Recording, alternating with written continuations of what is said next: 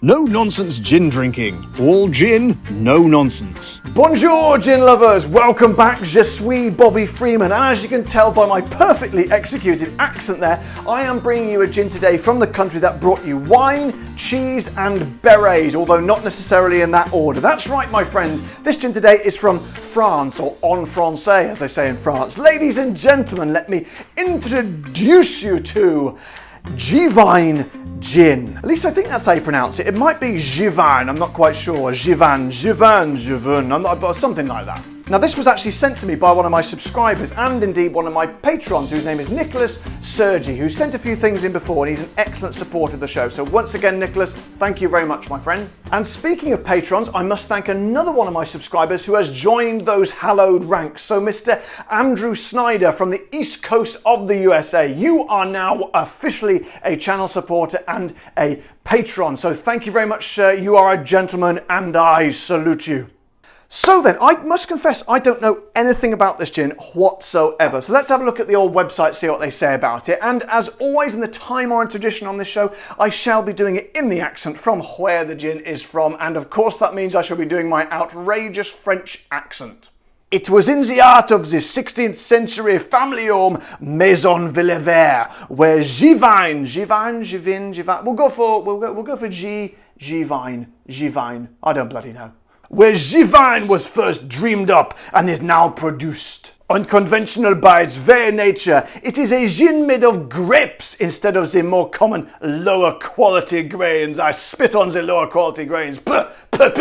It is from the imagination of master distiller, oh this is a great French name, this is Jean-Sébastien Robiquet, that this gin was brought to life by the untapped potential he saw in his grapes of his home in the Cognac region. So then, my friends, a gin made with grapes. Now this, I think, is a first on the show. We've had a few French gins on here. We've had the Gin Mare, or Mar, whatever you want to call it, the Citadel as well, which I believe is from France, but that's it. But certainly nothing that's had grapes in the distillation process. So let's get stuck in, my friends, and fanny around no longer, and let's get on with the sniff test.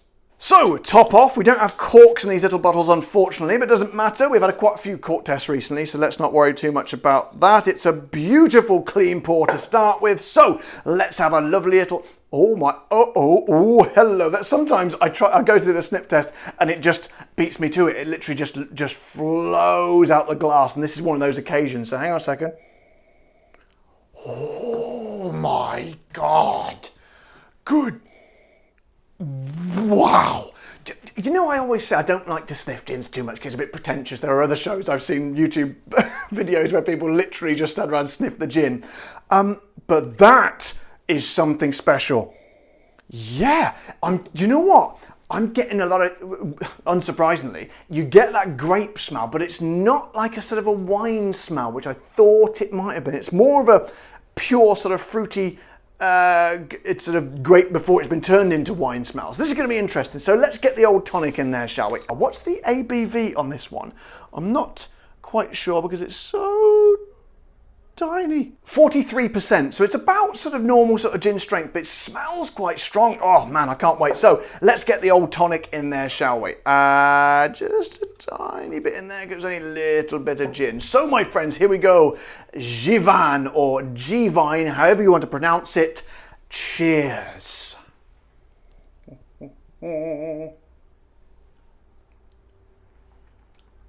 Oh, it's slightly strong, but god damn.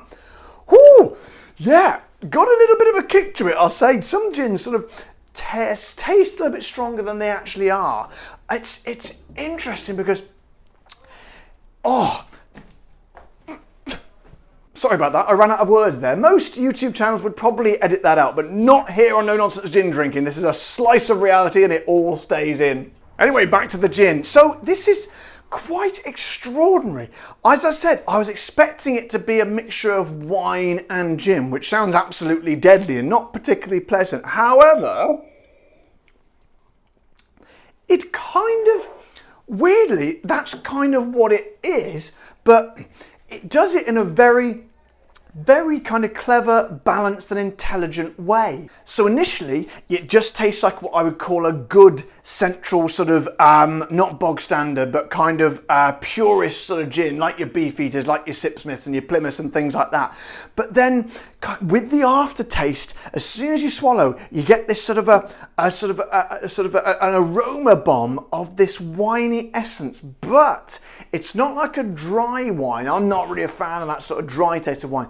It's, as I say, as with the smell, it's more of a kind of a fruity sort of note to it, like more of a pure grapey sort of taste. And it kind of sort of plays with you a little bit. This is really good when you get gins that just sort of, that aren't sort of just one block of flavour. When they're sort of multi sort of faceted and do different things, from the smell to the first sort of tickle on the tongue to when it slides back, and then to when you get the aftertaste when you breathe in. And this is definitely one of those. The smell, I must say, is one of the best things. You've got that lovely sort of fruity aroma, then it touches your tongue and you get, as I say, your standard sort of gin taste, your juniper sort of bite and the licorice root and all that. But then as it flows over the tongue, you go to the next part of the journey. It's kind of like a nice refreshing glass of white wine, but sort of a light one, sort of a nice summery one. And then the aftertaste is that sort of fruity blast again. It sort of kind of finishes how it started, with sort of this lovely sort of fresh sort of grapey essence to it as well. It's a journey. It's an absolute journey, and a good journey, not a bad one. I really, really like this. And the best thing is, I wasn't sure if I was going to, so it's always nice to be kind of pleasantly surprised like that. And I think it's kind of a good sort of a conduit from people who like drinking wine, you know, white wine, a nice Chardonnay, or I have no idea if that's a white wine or not. I don't know anything about it, but I think it is. People who like that, this, and perhaps don't like gin for whatever reason, you know, because a lot of people don't. This, my friends, could be a lovely sort of segue or a conduit into drinking gin. It's absolutely extraordinary. So thank you to Nicholas Sergi, first of all, for sending it in. And I say to the people at the Givine or Givine, no, we'll go with Givine. Givine Distillery, keep up the good work. But no, that's German. Hang on a minute. Keep up the good, just keep up the good work.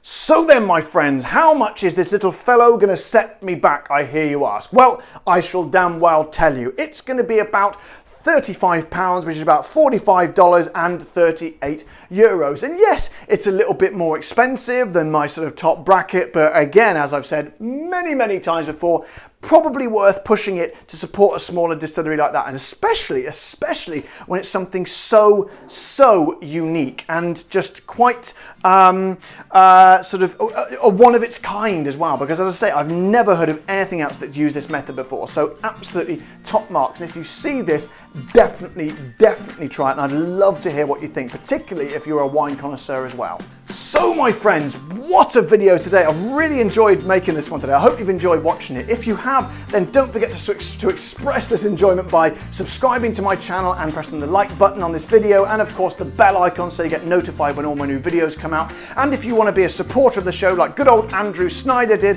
don't forget to head over to my Patreon page as well. But until next time, guys, take care, stay safe, thank you to all my patrons, and keep drinking the gin.